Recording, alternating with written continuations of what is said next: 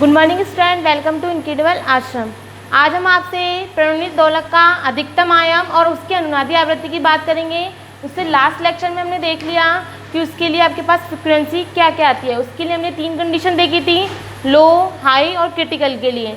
आज हम next topic देखेंगे, इसमें प्रणोदित दोलक का अधिकतम आयाम और अनुनादी आवृत्ति। अनुनादी आवृत्ति निकालने के लिए सबसे पहले आपको निकालना पड़ेगा उसका मैक्सिमम एम्पलीट्यूड। तो मैक्सिमम एम्पलीट्यूड आपको पता है क्या होगा, जब आपके पास हर वाली टर्म या नीचे वाली टर्म क्या होगी, मिनिमम होगी। तो मिनिमम और मैक्सिमम के लिए हम क्या करते हैं, अवकलन करते हैं, डिफरेंशिएशन। तो इसमें क्या करोगे आप, आयाम का मान अधिकतम करने के लिए नीचे वाली टर्म को क्या करना पड़ेगा, न्यूनतम, और न्यूनतम के लिए क्या करते हैं, उसका अवकलन।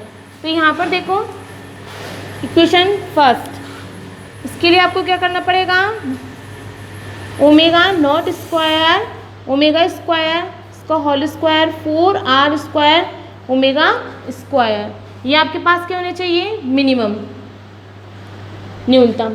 और मिनिमम मैक्सिमा के लिए हम क्या करते हैं, अवकलन। तो इसमें क्या करोगे आप, ओमेगा के सापेक्ष अवकलन।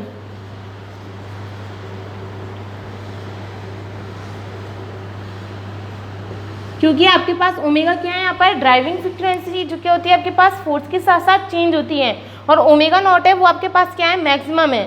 तो आपको पता है ये तो आपके पास चेंज नहीं होगी, ओमेगा आपके पास चेंज होगी। तो इसलिए हम क्या करेंगे, ओमेगा के सापेक्ष इसका अवकलन करेंगे। तो इसका ओमेगा के सापेक्ष अवकलन करोगे तो 2 omega not square minus omega square. Omega के सापेक्ष कर रहे हो तो ओमेगा स्क्वायर का करोगे साथ में माइनस, तो -2 ओमेगा, प्लस इसका ओमेगा स्क्वायर का करोगे तो 8r स्क्वायर ओमेगा, मिनिमम का 0। यहाँ से देखो जो टर्म कैंसिल हो रही है उसको कैंसिल कर दो, तो minus omega not square minus omega square 4 omega, और यहाँ से 4 ओमेगा कॉमन ले लोगे, वो क्या चला जाएगा 0 में। तो यहाँ क्या बचेगा आपके पास, 2r स्क्वायर इक्वल 0। या फिर आप ये भी कह सकते हो minus omega not square omega square equal -2r square. Minus से माइनस आपके पास क्या होगा, कैंसिल आउट। आपको निकालना है ओमेगा की वैल्यू, तो यहाँ पर क्या आएगा, omega naught square -2r square equal omega square, या ओमेगा इक्वल रूट में omega not square -2r square. ये आपके पास क्या होगी, इसकी मैक्सिमम फ्रीक्वेंसी। इसको क्या लिखोगे आप, ओमेगा r, ये कह सकते हो उसकी रेजोनेंट फ्रीक्वेंसी, अनुनादी आवृत्ति।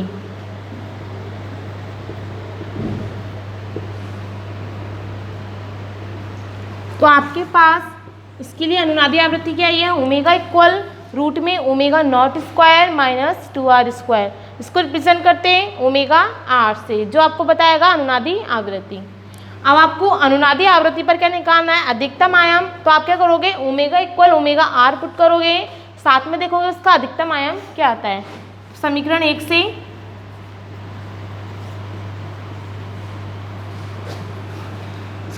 से आपके पास क्या आएगा, x not equal f not upon में ओमेगा की जगह omega r, omega not square minus omega r square, इसका whole square plus 4r square omega r square, इसकी पावर 1/2। इसको सिंप्लीफाई कर लो, ओमेगा नॉट स्क्वायर। अब देखो ओमेगा r स्क्वायर, इसकी वैल्यू यहाँ से क्या आएगी, omega naught square -2r square. तो इसकी वैल्यू रख दो, आप क्या रखोगे, minus omega not square minus minus plus 2r square, इसका whole square plus 4r square omega not square -2r square, इसकी पावर 1/2। यहाँ पर देखो ओमेगा नॉट से ओमेगा नॉट कैंसिल, तो आपके पास क्या आया, x not equal f not upon में 2r स्क्वायर, इसका होल स्क्वायर, तो 4r की पावर 4 प्लस इसको ओपन कर लो, 4r square omega not square -8r की पावर 4, इसकी power 1/2 equal f not upon में 4r की पावर 4 -8r की पावर 4। तो यहाँ आपके पास क्या बचा, 4r² omega naught square minus 4r की पावर 4 इसकी पावर 1/2 या x not equal f not upon में यहाँ से आप 4r² कॉमन लोगे तो क्या आएगा बाहर 2r। अंदर क्या बचा आपके पास omega not square minus 2r। तो आपके पास मैक्सिमम एम्पलीट्यूड क्या है x not equal f not upon में 2r रूट में omega not square minus 2r। ये आपके पास मैक्सिमम एम्पलीट्यूड आ गया। इसके बाद आप बात करोगे इसका दोलक का वेग क्या होगा।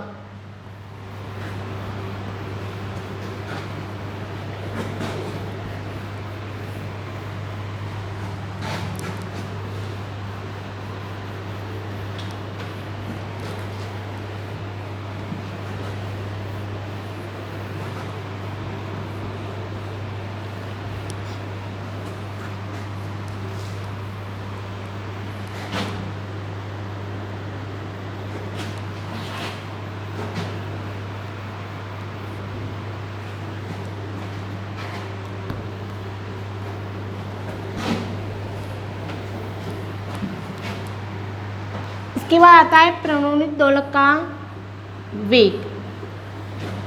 अब देखो वेग कैसे निकालोगे, आपको पता है v इक्वल क्या होता है dx अपॉन में dt। हमारे पास x डिस्प्लेसमेंट का इक्वेशन आया था, differential equation, sorry x equal आपके पास आया था f नॉट अपॉन में omega not square minus omega square plus 4r² omega square इसकी power 1/2 sine omega t minus tan inverse 2r omega upon में omega not square minus omega square. ये आपके पास आया था प्रणोदित दोलक का डिस्प्लेसमेंट विस्थापन। अब आपको उससे क्या निकालना है, वेग निकालना है। तो उसका क्या करोगे, t के रेस्पेक्ट में अवकलन डिफरेंशिएशन, वो आपके पास इसका क्या आ जाएगा, वेग आ जाएगा। तो यहाँ पर देखो x इक्वल, ये आपके पास पूरा किसके इक्वल था, अभी हमने देखा था प्रणोदित दोलक का आयाम। तो ये आपके पास हो जाएगा x नॉट के इक्वल, साइन का आप डिफरेंशिएशन करोगे तो क्या आएगा cos ओमेगा t, और ये आपके पास क्या था फाई के इक्वल माइनस फाई। किसके रेस्पेक्ट में कर रहे हो आप, t के रेस्पेक्ट में, तो मल्टीप्लाई में क्या आ जाएगा ओमेगा।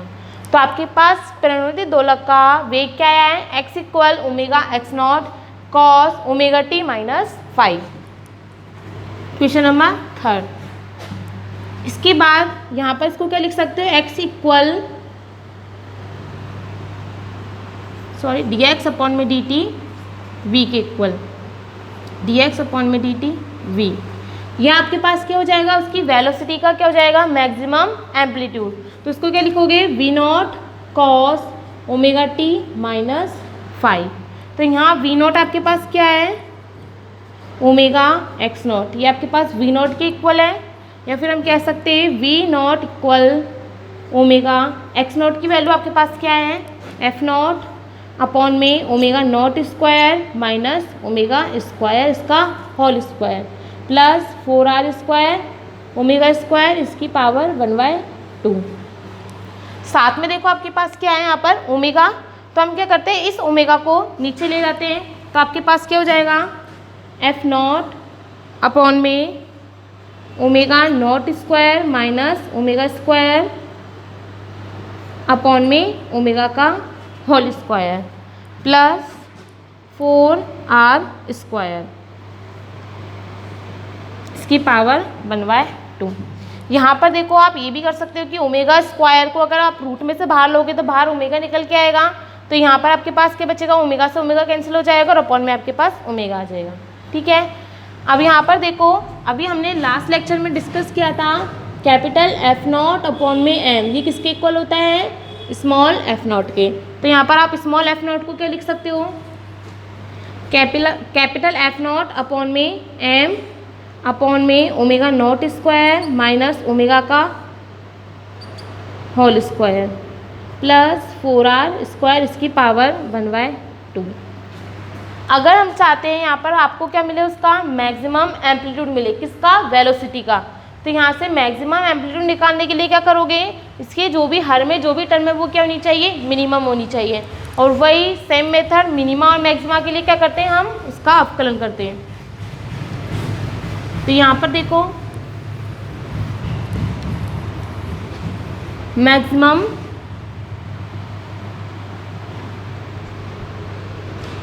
एम्पलीट्यूड ऑफ वेलोसिटी,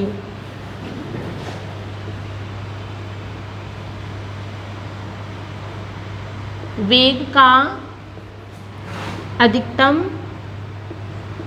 आयाम। तो अधिकतम के लिए हर वाले टर्म को क्या होना पड़ेगा, मिनिमम। तो omega not square minus omega square upon में ओमेगा का whole square plus 4r square equal minimum या न्यूनतम। तो इसका क्या करोगे, वही ओमेगा के सापेक्ष अवकलन। तो ओमेगा के सापेक्ष अवकलन क्या आएगा इसका, इसको आप कर सकते हो u इंटू वी से। तो ऊपर वाली टर्म तो आपके पास u हो जाएगी, नीचे वाली टर्म 1 अपॉन में ओमेगा स्क्वायर ये आपके पास v हो जाएगी। तो ये u इंटू वी से करते हैं। तो पहले फर्स्ट का डिफरेंशिएशन तो क्या आएगा, 2 omega not square minus omega square upon में omega square as it is, और साथ में आप ओमेगा के रेस्पेक्ट में कर रहे हो तो -2 ओमेगा। दूसरी टर्म का करोगे, first term as it is, तो omega not square minus omega का होल स्क्वायर मल्टीप्लाई में इस वाली टर्म का करोगे 1 अपॉन में ओमेगा स्क्वायर, तो क्या आएगा -2 अपॉन में ओमेगा की पावर 3। तो ये आपके पास इसका डिफरेंशिएशन आ जाएगा इक्वल 0। तो इसको आप ओपन कर लो। यहाँ पर देखो आपके पास कॉमन आ रहा है 2 omega not square minus omega square upon में ओमेगा स्क्वायर। इसमें ये वाली टर्म को मैंने कॉमन ले लिया है, तो आपके पास अंदर क्या बचा, -2 omega minus 2 omega not square minus omega का स्क्वायर अपॉन में ओमेगा इक्वल 0।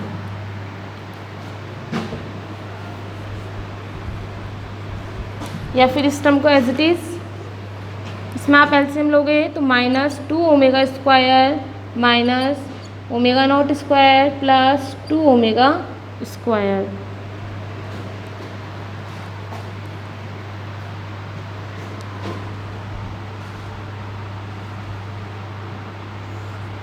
अपॉन में ओमेगा इक्वल 0, या 2 omega not square minus omega square upon में ओमेगा स्क्वायर।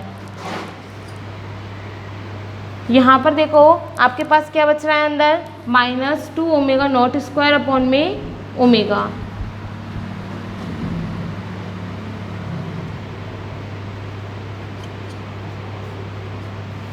इक्वल 0।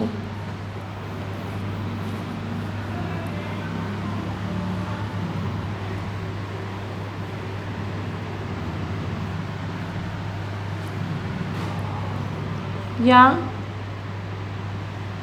यहाँ पर आप कह सकते हो omega naught square equal omega square.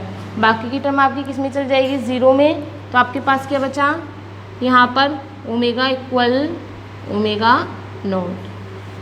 तो आपको मैक्सिमम एम्पलीट्यूड वेलोसिटी का कब मिलेगा, जब ओमेगा किसके इक्वल होगा, ओमेगा नॉट के। तो यहाँ से आपके पास एक कंडीशन निकल के आई है कि जब तक आपके पास उस फोर्स इक्वेशन का जो आपके पास क्या है ड्राइविंग फ्रीक्वेंसी है वो किसके इक्वल ना हो, ओमेगा नॉट के। और ओमेगा नॉट आपके पास किसकी फ्रीक्वेंसी थी,